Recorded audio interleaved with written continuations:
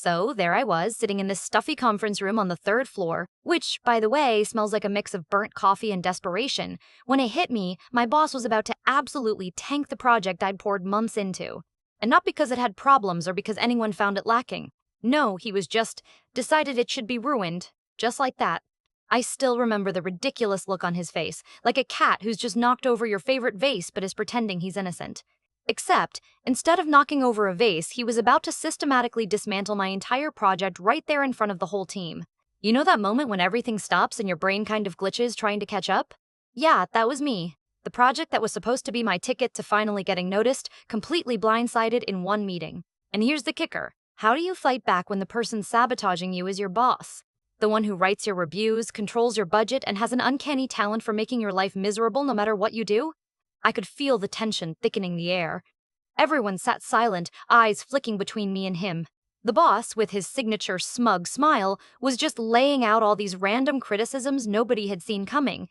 It was like watching a slow-motion train wreck. Honestly, I was trying so hard not to lose my cool, desperately searching for a way to explain, to defend my work. But he just kept talking over me, twisting the facts, making it seem like I was the one who'd messed up something huge. And it hit me then. This wasn't about the project at all. It never had been. This was personal. Right there, in that meeting, while people nodded along as if he was dropping some kind of wisdom, I realized I wasn't just fighting for a project anymore. I was fighting for myself.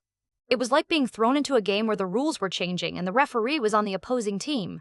So I sat back, pretending to listen, but inside, my brain was scrambling. How do you outsmart someone who's supposed to be in charge? Someone who has all the power but no clue what's going on beneath their feet? That's when a quiet voice in my head whispered, maybe it's time to stop playing by their rules. Maybe it's time to get creative. And honestly, that's probably the moment where everything changed for me. The moment I realized that sometimes you don't just have to take the hit, you fight back in ways they never expect. So here's the thing about working in a mid-sized tech company. You'd think the biggest challenge would be coding bugs or system crashes, right? It's navigating the maze of office politics and trying to get any credit without stepping on what feels like endless landmines. That was me, your typical hardworking guy buried in endless lines of code and project plans, always aiming to climb just a little higher but somehow always staying stuck on the same rung. My boss, Darren, made that climb look like an Olympic sport and not the fun kind. He was that guy who had this amazing ability to dismiss any fresh idea before it even left your mouth. If new ideas were flavors, he was the guy coming to the ice cream shop, ordering vanilla, and complaining if someone dared to suggest pistachio. He was quick with the blame, too. If anything went sideways, Darren was like a heat-seeking missile locking onto the nearest target, which, inconveniently, was usually me or my team. Now, I wasn't exactly a star player in the office. I'd say I was the kind of guy who kept his head down, did his job well enough to avoid getting noticed, but not so loudly as to become a threat. But then came this project, a real game changer. I was put in charge of developing a new software feature our client had been dreaming about for months. This wasn't just another task, it was a chance to actually show what I could do, you know? To finally step out from the shadows and get some genuine recognition, I put everything into it. Late nights hunched over my laptop, brainstorming sessions that felt like they ran on pure caffeine, and endless back and forth with the design team to make sure every detail was just right. It felt like building this tiny world from scratch, one I was proud of. The key presentation? Oh man, I thought it went great. We had polished slides, live demos that actually worked, like no embarrassing glitches, and feedback from the client was looking positive. But then came the day of reckoning. Darren sat through my presentation with this expression that made me want to crawl under the table, like he was thinking, how do I make this all about how bad this looks? Afterward, I noticed something off. He started pulling me aside more often, asking vague questions but with that sharp edge that stung. And then the deadline started shifting. First a week earlier, then suddenly a few days less to deliver. It felt like the goalposts had turned into these ridiculous trapeze bars, swinging further away every time we reached out. That's when I noticed he was also ignoring a lot of the feedback from my team. Ideas we'd agreed on were suddenly declared off-limits. The tone in our meetings changed too. Once, when my coworker Jess tried to speak up, Darren just cut her off mid-sentence with this smug little laugh like he knew exactly what he was doing and was enjoying it. Jess, who had been nothing but supportive and a real ally throughout the whole thing, cornered me after one meeting. You realize he's trying to sneak in and rewrite your work, right? Like, not just tweak but take credit, she said, eyes narrowing. I felt a cold punch in the gut. I mean, Jess was usually the calming voice, not the one sounding alarms. But yeah, it made sense when I thought about how Darren had started popping up in meetings that weren't his, suddenly offering suggestions that felt a lot like hijacking. So I did what any sane person would do. I started quietly gathering evidence. Screenshots of emails, timestamps on project files, notes from meetings where Darren's input felt suspiciously self-serving. The more I looked, the clearer it became that this wasn't just about shifting deadlines or petty power plays. Darren was gearing up to steamroll over the entire project, taking the credit and leaving my team scrambling to clean up the wreckage. But here's the tricky bit. How do you protect yourself when the guy in charge has the loudest voice and, frankly, the power to twist the story into whatever shape he wants? So I started reaching out to allies, people in other departments who'd worked with me, folks who'd seen the progress we'd made. Quiet conversations, far from Darren's ears, weaving a web of support. Then came the HR visit. I thought, maybe here's my chance to get some backup.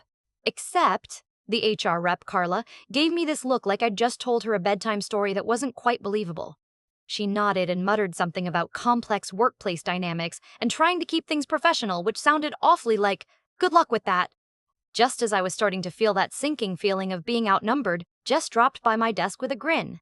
Got someone who actually wants to listen, she said, nodding toward a colleague in the legal department who'd had his own run-ins with Darren. That small glimmer of unexpected support was the push I needed. The tension at work was thick enough to cut with a knife, but now, for the first time, I wasn't facing it alone. It was like standing at the edge of a storm, knowing I couldn't stop it, but maybe, just maybe, I could find a way to outmaneuver it. And honestly, that's when the next chapter really began. The part where you realize fighting back isn't just about pointing fingers, it's about gathering every little piece of your truth, holding tight, and getting ready to throw the whole story into the light. So, things started to feel like a game of chess, only Darren was playing 3 moves ahead, and I was scrambling to keep up without even knowing all the pieces on the board. Those deadline shifts, they weren't just random, or at least, not the kind of random you get from a busy schedule. It was like Darren was moving the finish line just to see if we'd trip trying to catch it.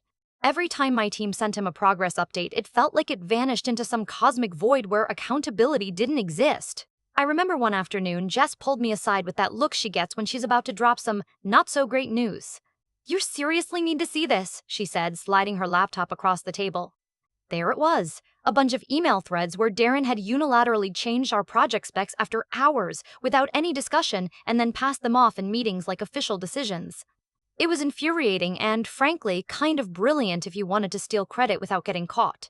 But what really set off alarm bells was when Jess whispered, "He's planning to rewrite the final report, make it all sound like his idea, and it's getting sent up to the execs next week." I stared at the screen, my heart doing this weird, jittery dance. I mean, this project was my baby. Months of blood, sweat, and yes, a healthy dose of caffeine-fueled late nights. How do you just let someone hijack that, especially when they have the audacity to pretend it's all their brainchild? That's when I started my own little covert operation, call it Project Not So Sneaky Evidence. I wasn't about to let Darren shuffle the story without me having something to throw back. Screenshot by screenshot, email by email, I built a digital trail of breadcrumbs showing exactly how and when he'd been meddling. I even kept copies of our original project files and meeting notes to prove what was really mine and my team's handiwork. Meanwhile, I quietly reached out to folks outside my bubble, people in product management, marketing, even IT support, anyone who'd seen our progress firsthand or heard Darren's shifting narrative. Most were surprised, some skeptical, but a handful promised to back me up if needed. It felt like gathering a small army, but it was reassuring just to know I wasn't standing alone against a boss who seemed to have no intention of playing fair. Then came my meeting with HR, or more accurately, the quick chat where I spilled what felt like my soul and half my collected evidence, only to watch Carla's eyes glaze over. She launched into this corporate spiel about balancing perspectives and facilitating communication, which, trust me, was HR speak for good luck untangling this mess. I left that room feeling like I'd just handed over a white flag instead of a battle plan. But right when that pit in my stomach was settling in for a long stay, Jess bounced back with unexpected news.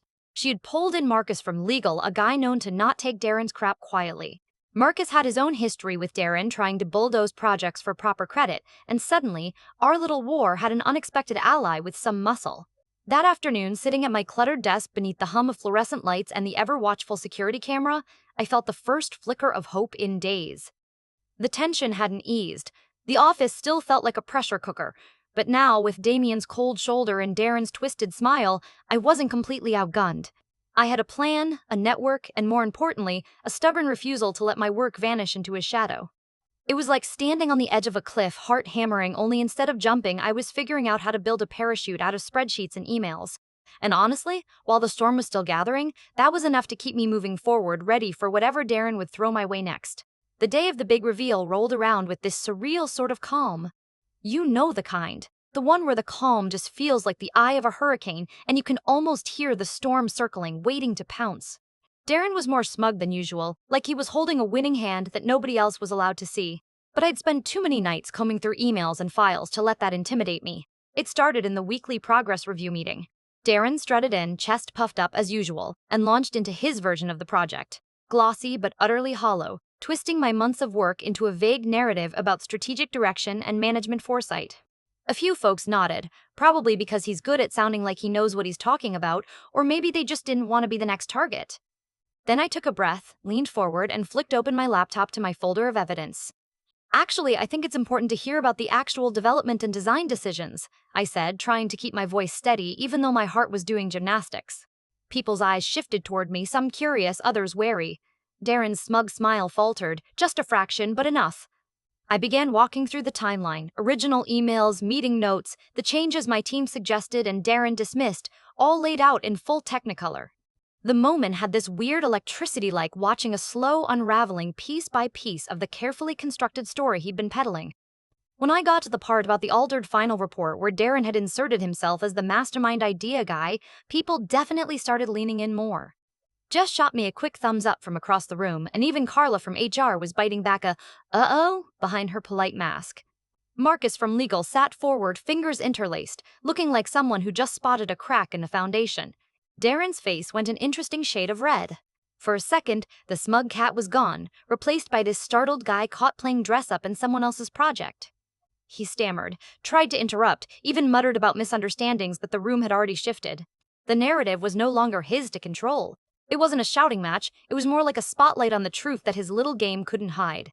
The execs that had been looped in started asking for clarifications, and suddenly, the project wasn't just mine anymore, it was a shared victory for the team that actually did the work. After the meeting, Darren kept his distance, his usual snide comments replaced by curt nods in the hallway. It wasn't exactly a reconciliation, more like an uneasy ceasefire. I could almost see the wheels turning in his head, recalculating how to keep his grip on power without getting called out next time. For me? Well, I felt this weird mix of relief and exhaustion. I'd fought off the sabotage, sure, but I'd also learned something about office politics that textbooks just don't cover. Sometimes, it's not about making the loudest noise, but having a quiet, stubborn persistence, and a little help from your friends. Jess and I grabbed coffee afterward, and she grinned when I told her what had happened. You didn't just outsmart him, you made sure no one could pretend it never happened. I nodded, laughing softly. Yeah, but I bet this isn't the last time Darren tries something like this. And that's the thing, right? You realize the battlefield never really goes cold. But for once, I'd stepped out of the shadows and showed that even the guy who should have all the power can underestimate what a little determination and some well-placed evidence can do. Ever been in a situation where someone underestimated you and you managed to turn the tables? Because honestly, that rush, that whole messy, nerve-wracking dance of playing smart to survive, it's oddly satisfying, and maybe, just maybe, that's what keeps you coming back for more.